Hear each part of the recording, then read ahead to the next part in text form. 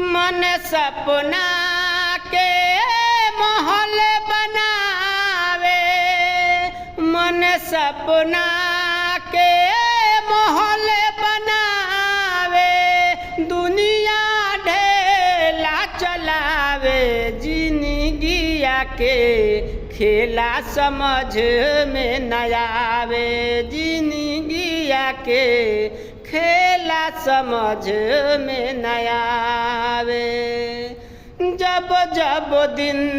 बिगड़े पर होला, केहू न रोके न पावे, जाने का लिखल किस्मत में, जाने का लिखल किस्मत में, अरे ई न पता चल पावे, जिंदगिया के खेला समझ में न आवे, जिंदगिया के खेला समझ में न आवे।